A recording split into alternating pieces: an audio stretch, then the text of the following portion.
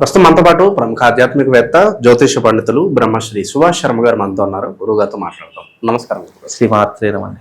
మే నెలలో మిథున్ రాశి వాళ్ళకి ప్రత్యేకంగా ఎలాంటి విశేషాలు జరగబోతున్నాయి, వీళ్ళు ఎలాంటి విషయాల్లో జాగ్రత్తగా ఉంటే ఈ మాసం వీళ్ళకి విశేషంగా కలిసి వస్తుందంటారు? ఆరోగ్యపరంగా కావచ్చు, వృత్తిపరంగా కావచ్చు, వ్యాపార పరంగా కావచ్చు, ఓవరాల్గా ఎలాంటి జాగ్రత్తలు తీసుకోవడం ద్వారా వీళ్ళకి కలిసి వస్తుందంటారు గురుగారు? తప్పకుండా తెలియజేస్తాను. ముందుగా వీక్షిస్తున్న ప్రేక్షకులందరికీ శ్రీమాత్రే నమః, శ్రీ గురుభ్యో నమః. యాదేవి సర్వభూతేషు మాతృరూపేణ సంస్థిత. నమస్తస్సై నమస్తస్సై నమస్తస్సై నమో నమః.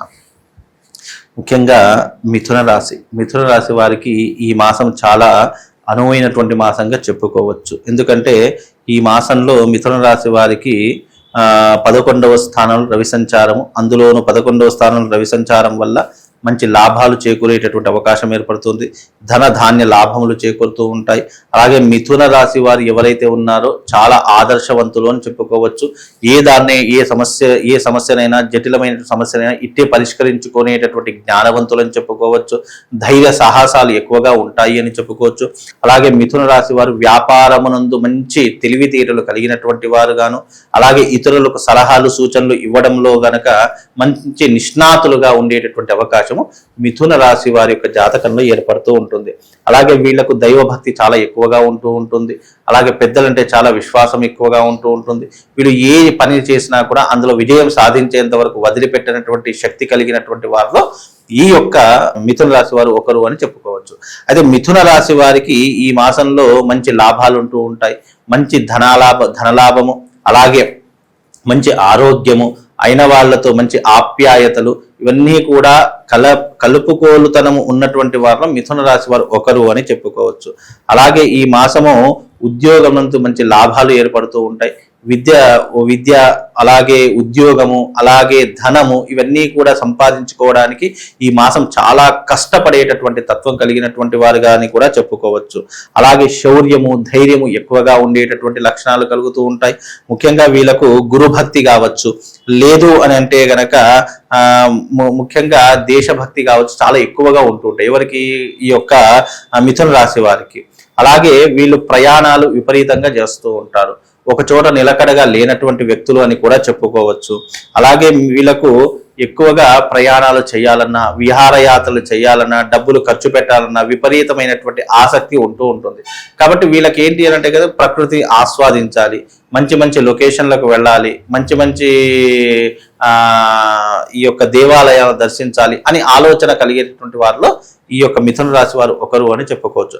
అలాగే మిథున రాశి వారికి 11వ స్థానంలో రవి సంచారం కాబట్టి వీళ్ళకు ధనం సంపాదించేటటువంటి ఆలోచనలు ఎక్కువగా ఉంటూ ఉంటాయి. ముఖ్యంగా వీళ్ళకు తెలివితేటలు చాలా ఎక్కువగా ఉంటూ ఉంటాయి. ఎవరినైనా సరే ఇట్టే బుట్టలో పడేసి వాళ్ళతో ఏ పనైనా చేయించుకునేటటువంటి క్యాపబిలిటీ, శక్తి సామర్థ్యాలు కలిగినటువంటి వారిలో ఈ యొక్క మిథున రాశి వారు ఒకరు అని చెప్పు. ఏ విషయాల్లో ఎక్కువగా జాగ్రత్తగా ఉండాలి? కాస్త మైనస్ అంటే ఏం చెప్తారు గురుగారు?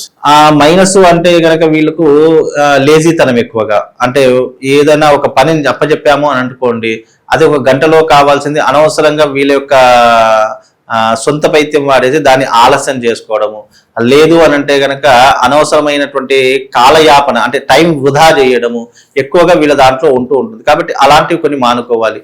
అలాగే వీళ్ళు ఏదైనా పనిని ప్రారంభం చేస్తారు అని అనుకోండి, మన పని అయితే ఏం కాదు, పక్కవాడి పని అన్నారనుకోండి, మన పని వదిలేసి పక్కవాడి పని మీద పడిపోతూ ఉంటారు. కాబట్టి అలాంటివి కొన్ని తగ్గించుకునే ప్రయత్నం చేస్తే అన్ని రకాలుగా బాగుంటుంది. ధన నష్టం ఏమైనా ఉంటుందంటారా? అన్ని అవగేషన్స్ లో ఇన్వాల్వ్ అయ్యి కాస్త డబ్బు పోగొట్టుకోవడం ఇలాంటివి. ముఖ్యంగా ఈ మాసంలో వీళ్ళు బెట్టింగ్ యాప్స్ ఆడడం కానీ, లేదు అని అంటే కనుక మద్యము జూదము అలవాటు పడడం కానీ, ఇలాంటివి కొన్ని లక్షణాలు అంటేటటువంటి అవకాశం ఏర్పడుతుంది. బికాజ్ ఏంటి అని అంటే కనుక వీళ్ళకి ఇప్పుడు ఉన్నటువంటి మిథున రాశి వారికి జన్మస్థానంలో గురు సంచారం ఉంది కాబట్టి డబ్బు వస్తుంది, అలాగే ఖర్చు అయిపోయేటటువంటి లక్షణాలు కూడా అదే రకంగా ఏర్పడుతుంటాయి. కనుక కాస్త వీళ్ళు డబ్బు విషయంలో కానీ, లేదా ఈ చెడు వ్యసనాల విషయంలో కానీ తల్లిదండ్రుల కంట కనిపెట్టుకుంటూ ఉండాలి. పిల్లలకైతే, పెద్దవాళ్ళకైతే వాళ్ళు ఏంటి అంటే కనుక చెడు వ్యసనాలు వెళ్ళేటటువంటి ప్రయత్నాలు చేస్తూ ఉంటారు, కానీ భగవంతుడు అనేటటువంటి కూడా ఆపుతాడు. ఎందుకంటే ఇప్పుడున్నటువంటి పరిస్థితుల్లో ఈ మాసం కాస్త వాళ్ళకి కలిసి వచ్చేటటువంటి మాసమే అని చెప్పుకోవచ్చు. ప్రస్తుత కాలం వీళ్ళకి ఎలా నడుస్తుంది? పాజిటివ్స్ ఏంటి? ఫస్ట్ ఆఫ్ ఆల్ వీళ్ళకి జరగబోయే మంచి ఏంటి?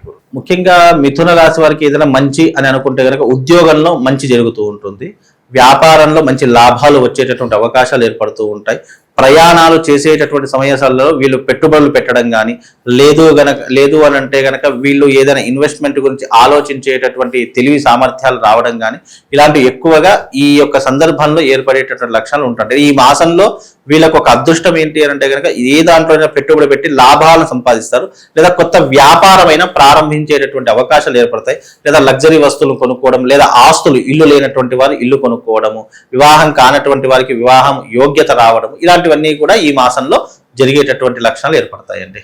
ఆస్తులు కొనుక్కోవడానికి ఎంతవరకు కలిసి వస్తుంది అంటారు ప్రస్తుత కాలం వీళ్ళకి? ముఖ్యంగా గృహ లాభం కానీ, గృహ యోగం కానీ, లేదు పూర్వీకుల ఆస్తులు కలిసి రావడం కానీ తప్పకుండా ఈ మాసంలో ఏర్పడుతూ ఉంటాయి. లేదా కోర్టు కేసులు విజయం సాధించడం కానీ, లేదు అని అంటే గనక వీళ్ళకు స్థిరాస్తులు కానీ, చరాస్తులు కానీ ఏదైనా వీళ్ళు దాచిపెట్టుకోవడం కానీ తప్పకుండా చేసేటటువంటి ప్రయత్నం ఇప్పుడు చేస్తూ ఉంటారండి. ఈ మాసం వీళ్ళకు అందుకే కలిసి వచ్చేటటువంటి మాసం అని చెప్పుకోవచ్చు. ఆకస్మిక ధనలాభం అంటే పూర్వీకుల ధనం రావడం కానీ, లేదా వీళ్ళు సంపాదించింది వెనక్కి వేసుకోవడం, లేదా దాన్ని ఇన్వెస్ట్మెంట్ ప్రకారంగా భూముల మీద, ప్లాట్ల మీద, లేదంటే గోల్డ్ మీద ఇన్వెస్ట్మెంట్ చేయడం, ఇలాంటివి ఎక్కువగా చేస్తారు. అంటే ఒక స్థిరాస్తిని అయితే ఈ మాసంలో ఏర్పరచుకుంటూ ఉంటారండి.